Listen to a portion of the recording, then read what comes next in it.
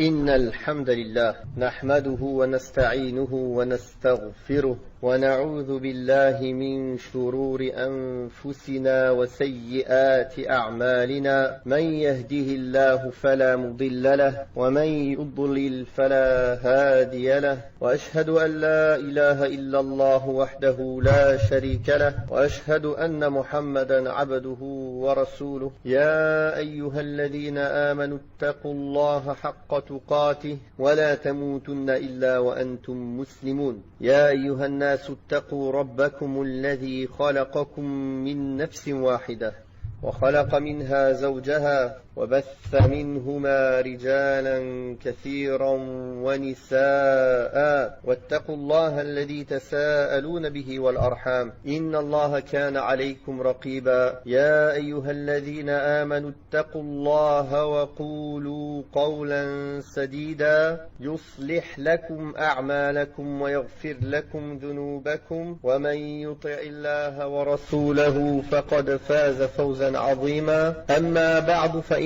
أصدق الحديث كتاب الله وخير الهدي هدي محمد صلى الله عليه وسلم وشر الأمور محدثاتها وكل محدثة بدعة وكل بدعة ضلالة وكل ضلالة في النار. Nous continuons par la permission d'Allah subhanahu wa ta'ala et par sa grâce l'explication du livre du Tawhid, du livre de l'unicité de Cheikh al-Islam Muhammad ibn Abdul Wahhab rahimahullah ta'ala rahmatan wasi'a. Nous en sommes au chapitre numéro 3. Dans certaines éditions, ce sera chapitre numéro 4. Le fait de craindre le polythéisme. Le fait de craindre le polythéisme. Ce chapitre, il vient juste après le chapitre qui parle du fait de réaliser pleinement complètement le tawhid, que celui qui réalise, quiconque réalise complètement le tawhid, entrera au paradis sans jugement. Et la réalisation complète et parfaite du tawhid ne peut se faire et ne peut s'atteindre sans craindre le polythéisme, sans craindre le shirk. Ainsi, celui qui craint le shirk, le polythéisme, cherchera par tous les moyens à s'en éloigner et à s'en écarter. En s'informant à son sujet, en s'informant et en apprenant le sens du polythéisme, ses différentes catégories, afin de ne pas sombrer dans ce péché terrible, qui est le plus grand des péchés. Puis, le cheikh a cité la parole d'Allah, tabarak wa ta'ala, il a dit donc le chapitre du fait de craindre le polythéisme et de la parole d'Allah le Très-Haut, Inna Allah la yaghfiru an yushraka bih wa yaghfiru ma duna dhalika liman yasha. Certes, Allah ne pardonne pas qu'on lui donne quelconque associé et il pardonne en dehors de cela à qui il veut. Subhanahu wa ta'ala. Ici, Allah tabarak wa ta'ala affirme que le jour du jugement dernier, il ne pardonnera pas à celui qui se présente à lui avec du polythéisme et qui ne s'en est pas repenti avant la mort. Certains savants de l'islam ont affirmé que le polythéisme qui est réfuté ici englobe toutes les catégories de polythéisme. Le polythéisme majeur, le polythéisme mineur et le polythéisme caché. C'est-à-dire qu'aucun type de ces polythéismes ne sera pardonné par Allah tabaraka wa ta'ala sauf en cas de repentir. Tout cela est dû à la gravité de ce péché énorme qui est le polythéisme. Étant donné que c'est Allah tabaraka wa ta'ala qui a créé cet être humain, cette créature, et qui lui octroie sa subsistance, qui lui donne, qui lui fait part de ses grâces, alors comment son cœur peut-il se détourner de lui et s'orienter vers un autre que lui, subhanahu wa ta'ala? Cette position, elle est soutenue par Cheikh al-Islam ibn Taymiyyah et son élève, l'imam ibn al-Qayyim, ainsi que le Cheikh Muhammad ibn Abdul Wahhab, puis la majorité des savants qui ont porté la da'wa de Cheikh Mohammed ibn Abdul Wahhab après lui, que ce soit ses enfants, ses petits-fils et les élèves de Cheikh Mohammed ibn Abdul Wahhab qui ont porté la da'wa du Tawhid jusqu'à nos savants éminents que l'on connaît, qui sont décédés il n'y a pas longtemps, comme Cheikh Ibn Baz, Cheikh Al-Uthaymin et d'autres, rahimahumullah ta'ala. Donc, que veut dire cet avis-là? Ça veut dire que si le polythéisme, de quelle catégorie qu'il soit, si on considère qu'il n'est pas pardonné, alors cela doit obligatoirement engendrer une immense crainte quant à son égard. De même, si l'ostentation, le serment par autre qu'Allah tabaraka wa ta'ala, le fait de porter une amulette, un anneau ou un fil protecteur ou porte-bonheur, le fait d'attribuer les bienfaits à autre qu'Allah tabaraka wa ta'ala, si tout cela n'est pas pardonné, alors cela implique nécessairement qu'il faut en éprouver la plus grande crainte. Alors, il est plus à même de craindre le polythéisme majeur. Il est plus à même de craindre le polythéisme majeur et de s'informer sur les différentes sortes et les différents types de polythéisme pour s'en préserver. D'ailleurs, comme il est rapporté dans le Bukhari et Muslim, Hudayfa ibn al-Yaman, radiyallahu anhu, a dit, les gens questionnaient le messager d'Allah sallallahu alayhi wa sallam à propos du bien, alors que moi, je le questionnais à propos du mal, de peur qu'il ne me touche. De même qu'il a été rapporté de Omar ibn al-Khattab, radiyallahu anhu, qu'il a dit, chaque anse de l'islam sera détruite et défaite une par une si les gens grandissent en islam sans avoir connaissance de la jahiliya.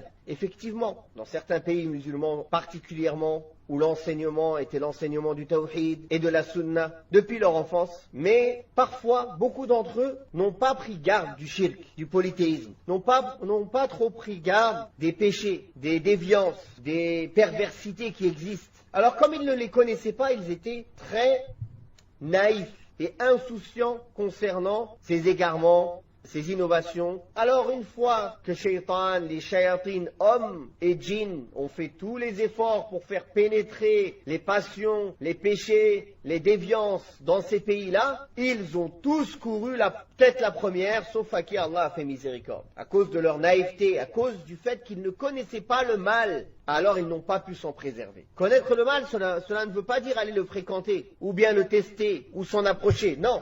Mais connaître ce que l'islam en dit, connaître les différents types d'égarements, les différents péchés que l'islam interdit et leur gravité dans l'au-delà, ainsi que leurs méfaits dans ce bas monde, et les différents chemins que Shaitan emploie pour faire pénétrer ce mal dans la communauté, que ce soit les shayatines, hommes ou djinns. De cette manière-là, la personne, elle peut faire toutes les causes pour s'en préserver, comme nous a enseigné ce noble compagnon Hudayfa ibn al-Yaman et le calife, l'imam Omar al-Farouq, radiyallahu anhum, qu'il faut connaître le mal pour en être préservé. Puis le cheikh a cité la parole d'Allah tabaraka wa ta'ala concernant l'ami proche d'Allah, Ibrahim alayhi salatu wassalam, où il a dit وَجُنُبْنِي وَبَنِيَّ أَن نَعْبُدَ الْأَصْنَامِ رَبِّ إِنَّهُنَّ أَضْلَلْنَ كَثِيرًا مِنَ النَّاسِ.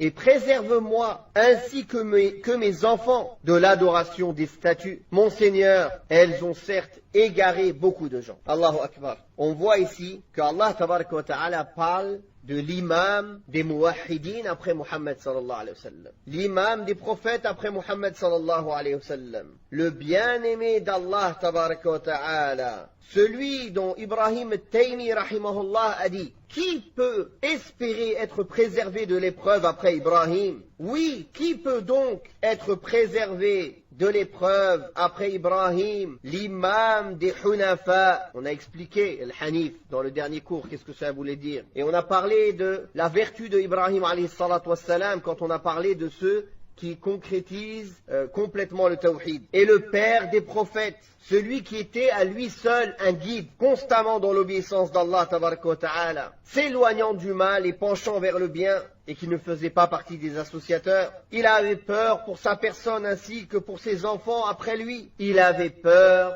de l'adoration des statues. Alors il demande à Allah tabaraka wa ta'ala, il invoque Allah et il intercède auprès d'Allah subhanahu wa ta'ala de le préserver de l'adoration des statues, alors que c'est lui qui a cassé de ses mains les statues. Et c'est lui qu'Allah tabaraka wa ta'ala a éprouvé avec des paroles et il les a accomplies. Et c'est lui qui a honoré ses engagements alayhi salatu wassalam. Malgré ça, il craint le polythéisme. Il a peur du polythéisme. Et il craint d'être éprouvé, de tomber dans le polythéisme. Alors il s'en remet à Allah, son Seigneur, subhanahu wa ta'ala, en disant, mon Seigneur, fais que cette contrée soit une contrée sûre et préserve-moi ainsi que mes enfants d'adorer les statues. Mon Seigneur, elles ont certes égaré beaucoup de gens. Tout ceci était la parole d'Ibrahim At-Taymi, rahimahullah. De même, le prophète Yaqub, alayhi salatu wassalam, il est sur son lit de mort et il demande, Ya baniya, ma ta'buduna min ba'di. Oh mes enfants, qu'allez-vous adorer après moi? Il veut s'assurer qu'ils ne vont adorer qu'Allah tabaraka wa ta'ala et ne pas donner d'associé à Allah tabaraka wa ta'ala. Et le prophète Muhammad sallallahu alayhi wa sallam, depuis le premier jour où il a été envoyé jusqu'à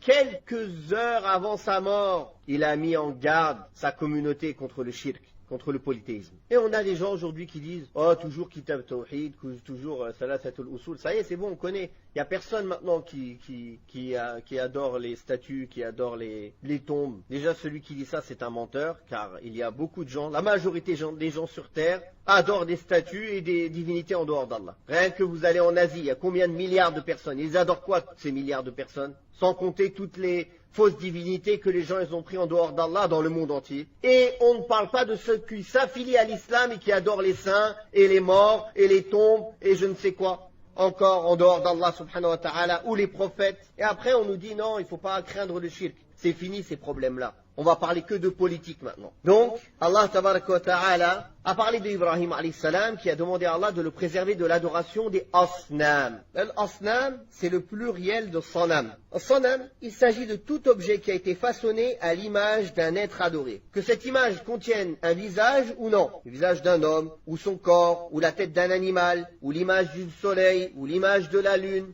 Donc tout objet, statue, qui a été façonné à l'image d'un objet qui est adoré. Ça, c'est as-sanam. As-sanam. Et l'asnam, c'est le pluriel de sanam. Et il y a un terme plus large qui englobe l'asnam, qui englobe les statues, mais qui englobe aussi d'autres types d'idoles et de monuments adorés en dehors d'Allah tabaraka wa ta'ala. Ce terme en arabe, c'est wathan. Wathan. Donc, par exemple, ceux qui adorent les tombes. Adorer une tombe, c'est pas un sanam. Une tombe, ce n'est pas une statue, mais c'est une idole et un monument adoré en dehors d'Allah. C'est un wathan. Donc, c'est englobé dans cela. C'est englobé dans cela. Le shirk, il a des méfaits terribles. D'ailleurs, Cheikh Ibn Baz, rahimahullah, cite qu'il est obligatoire d'avoir peur du shirk. C'est une obligation pour le musulman de craindre le polythéisme. Ça, c'est premièrement. Deuxièmement, le polythéisme. Que veut dire le polythéisme? Que veut dire le shirk? Le shirk, cela veut dire de donner un associé à Allah dans son adoration ou dans sa seigneurie ou dans ses noms et ses attributs, alors que c'est lui qui nous a créés, subhanahu wa ta'ala. Mais le shirk, c'est d'adorer un autre qu'Allah avec Allah. Et pire que cela, comme a dit Cheikh Ibn Baz, c'est celui qui adore autre qu'Allah, sans adorer Allah, tabaraka wa ta'ala. Il adore exclusivement autre qu'Allah, subhanahu wa ta'ala. Les méfaits du shirk, ils sont nombreux. Et on peut les résumer en quelques points. Mais avant cela, nous allons d'abord définir les différentes catégories de shirk, les différentes catégories de polythéisme. La première catégorie, donc les savants, ou bien le présentent en 2 catégories ou en 3 catégories. La première catégorie, c'est le shirk al-akbar, le polythéisme majeur, qui veut dire que celui qui l'accomplit, s'il était musulman, en l'accomplissant, il a annulé son islam. À la différence du polythéisme mineur, qui est en général un moyen, tous les moyens qui mènent vers le polythéisme majeur, ou bien ce sont des actes, des paroles ou des croyances sur lesquels il y a des preuves du Coran et de la Sunna, comme quoi ils ont été nommés en tant que polythéisme, sauf qu'ils n'arrivent pas à la limite de sortir la personne de l'islam. Les méfaits du shirk, du polythéisme, le polythéisme majeur, premièrement, il annule tous les actes. Celui qui fait un acte, ou une parole, ou une croyance, et parfois un doute, c'est suffisant, un doute qui fait sortir de l'islam, alors il a en cela annuler toutes ses œuvres. Toutes ses œuvres, elles sont devenues nulles. Comme Allah tabaraka wa ta'ala a dit وَلَقَدْ أُوحِيَ إِلَيْكَ وَإِلَى الَّذِينَ مِنْ قَبْلِكَ لَئِنْ أَشْرَكْتَ لَيَحْبَطَنَّ عَمَلُكَ وَلَتَكُونَنَّ مِنَ الْخَاسِرِينَ. Dans Surat Zumar, verset 65, dans le sens de sa parole, en effet, il t'a été révélé, ainsi qu'à ceux qui t'ont précédé, si tu donnes des associés à Allah, ton œuvre sera certes vaine et tu seras très certainement du nombre des perdants. Donc le polythéisme majeur annule toutes les œuvres. Ici Allah Ta'ala met en garde le prophète sallallahu alayhi wa sallam, il dit qu'il lui a été révélé à lui ainsi qu'au prophète avant lui. Alors que le prophète sallallahu alayhi wa sallam est très loin de tomber dans le shirk, que ce soit majeur ou mineur. C'est lui l'imam des monothéistes. Mais Allah Ta'ala montre, il t'a été révélé ô Mohammed, ainsi qu'à ceux qui t'ont précédé parmi les prophètes, que si tu me donnais quelconque associé, tes œuvres seraient vaines. Si ceci aurait été le cas pour le prophète sallallahu alayhi wa sallam, qu'allons-nous dire de toute personne après lui? Donc, la première chose, le polythéisme majeur annule toutes les œuvres. Deuxième point, celui qui commet le polythéisme majeur et ne s'en repent pas avant la mort, Allah ne lui pardonnera pas. Allah ne lui pardonnera pas. Troisièmement, comme on a vu dans le premier verset qu'on a cité tout à l'heure. Troisièmement, celui qui commet le polythéisme majeur sera privé d'entrer au paradis. Car Allah Ta'ala dit dans le sens des versets, certes celui qui donne un associé à Allah, Allah lui a interdit le paradis et sa demeure sera l'enfer. Et quatrièmement, celui qui fait du polythéisme majeur et qui ne s'en repent pas avant de mourir, restera en enfer éternellement sans fin. Concernant le polythéisme mineur, celui qui ne fait pas sortir de l'islam, premièrement, il annule l'œuvre, mais pas toutes les œuvres. L'œuvre dans laquelle il a associé à Allah Tabaraka wa Ta'ala l'association mineure. Par exemple, il a fait cette œuvre par ostentation, pour Allah et en même temps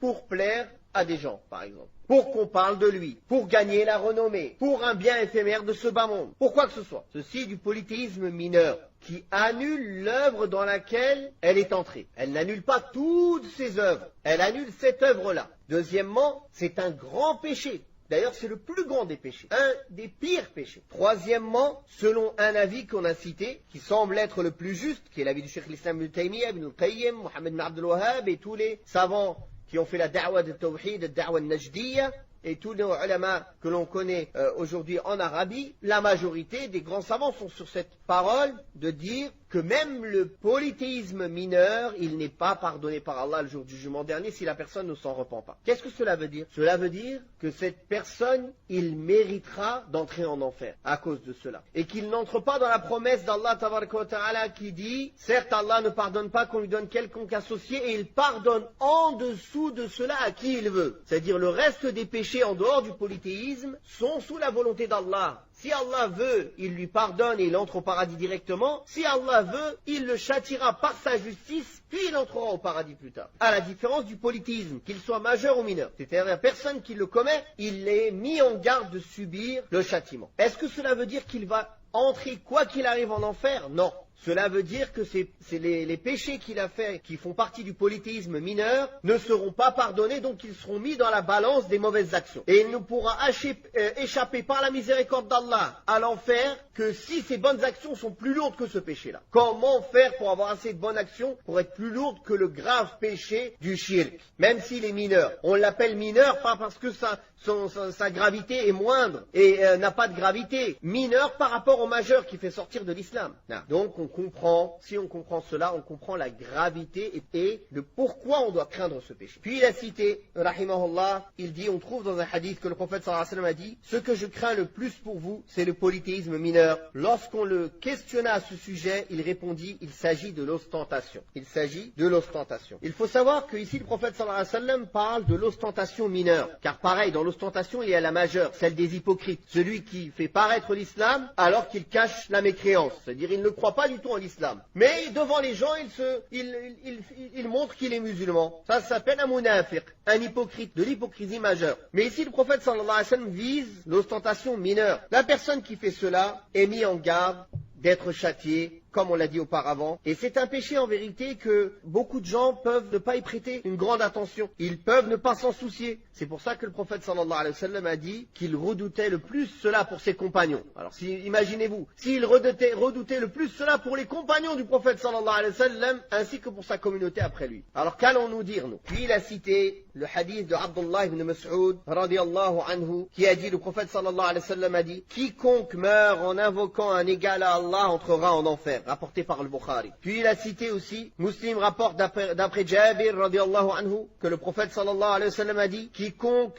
rencontre Allah sans ne lui avoir rien associé entrera au paradis. Et quiconque le rencontre en lui ayant associé quoi que ce soit entrera en enfer. Donc ce hadith qui est rapporté par Abdullah ibn Mas'ud, le fait d'invoquer un égal à Allah tabaraka wa ta'ala, ça c'est du polythéisme majeur. Peu importe la personne, il appelle ça une adoration, ou il appelle ça du tawassul, ou bien il appelle ça une intercession, il peut appeler ça même tawhid. C'est pas le nom qui compte. Ce qui compte c'est la réalité de son œuvre. Si son acte est considéré comme du polythéisme majeur, il sort de l'islam. Surtout polythéisme majeur dans lequel beaucoup d'ignorants tombent, c'est l'invocation ou l'adoration des morts et des saints et du prophète en dehors d'Allah tabaraka wa ta'ala. Car l'invocation, comme le prophète sallallahu alayhi wa sallam a dit dans le hadith sahih, l'invocation c'est l'adoration même. Donc quiconque meurt en vouant cette adoration ou toute autre adoration pour autre qu'Allah tabaraka wa ta'ala, il y a des adorations du cœur, comme l'espoir, comme la confiance totale, comme la crainte révérentielle, comme l'amour. Il y a des gens qui aiment des créatures ou des statues ou des divinités autant qu'on aime Allah ou plus qu'on aime Allah. Ça c'est shirkul mahabba. C'est l'associationnisme, le polythéisme dans l'amour. Et c'est une mécréance, c'est un polythéisme majeur qui fait sortir de l'islam. Donc le shirk peut se passer avec le cœur, avec la langue, avec le corps. Quelqu'un qui se prosterne pour un mort ou pour un vivant en signe d'adoration, par amour et par exaltation et vénération et glorification pour lui. Ça c'est du shirk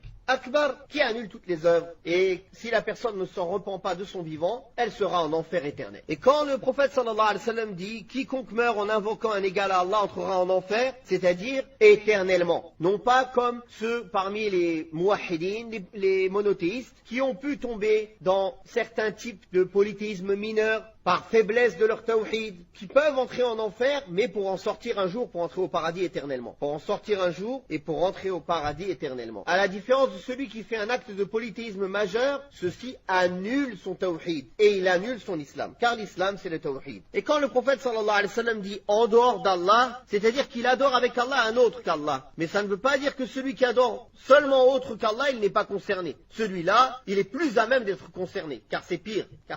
Dans le hadith de Jabir, dans une autre variante, il est venu que ce sont les deux obligatoires. C'est-à-dire, il n'y a aucun doute sur cela. Celui qui rencontre Allah sans ne rien lui associer, Allah l'entrera au paradis. Et celui qui rencontre Allah en lui donnant un associé, Allah l'entrera en enfer. Allah subhanahu wa ta'ala le fera entrer en enfer. D'ailleurs, l'imam Ibn al-Qayyim, rahimahullah, cite qu'il y a certains polythéistes qui s'affilient même à l'islam et qui se fâchent encore plus quand on insulte leur cheikh ou une tombe que quand quelqu'un insulte Allah. Et qui se fâchent quand quelqu'un manque de respect à leur cheikh ou à vivant ou mort, mais il accepte que les gens ils manquent de respect envers Allah subhanahu wa ta'ala et qu'ils lui désobéissent. Il est comme un lion féroce à t'attaquer si tu as désobéi à un ordre parmi les ordres de son cheikh, de sa divinité qu'il a pris en dehors d'Allah. Mais les gens devant lui, ils insultent Allah, ils désobéissent à Allah du matin au soir. Ça ne bouge pas son cœur, car le shirk a habité son cœur et le tawhid est parti. Car le polythéisme a habité son cœur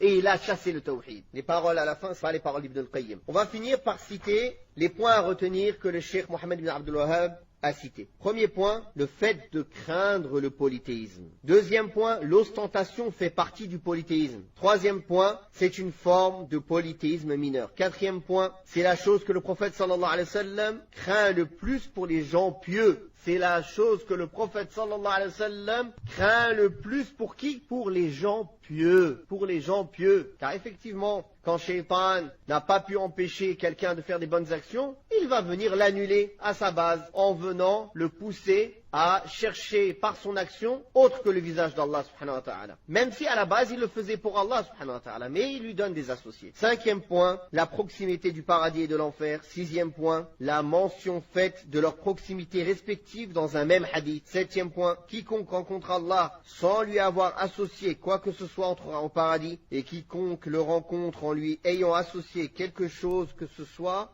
entrera en enfer, même s'il s'agit du plus dévoué des adorateurs. Allahu Akbar. Même s'il adore Allah jour et nuit, mais s'il lui associe l'association ou le polythéisme majeur, il entrera en enfer. 8e point, le point le plus important, c'est-à-dire l'ami proche d'Allah, Ibrahim alayhi salam, demande à Allah de le préserver ainsi que ses enfants de l'adoration des statues. 9e point, Ibrahim alayhi salatu wassalam prend en considération l'état de la majorité des gens lorsqu'il dit Rabbi innahunna adlalna kathiran minan nas. Oh mon Seigneur, elles, les idoles, ont égaré beaucoup de gens. 10e point, on trouve l'explication du sens de la formule La ilaha illallah comme l'a cité Al-Bukhari, c'est-à-dire al-nafi wal-ithbat, c'est-à-dire la négation et l'affirmation. Renier toutes les divinités adorées en dehors d'Allah et affirmer que c'est Allah seul qui mérite l'adoration. 11e point, le mérite de ceux qui sont exempts de toute forme de polythéisme. Nous demandons à Allah tabaraka wa ta'ala de nous compter parmi ses serviteurs pieux, sincères, monothéistes qui ont réussi à concrétiser et à réaliser le tawhid, le monothéisme et l'unicité dans sa complétude et qu'il nous préserve du polythéisme majeur et mineur. Subhanakallahumma wa bihamdik. Ashhadu an la ilaha illa anta. Astaghfiruka wa atubu ilayk.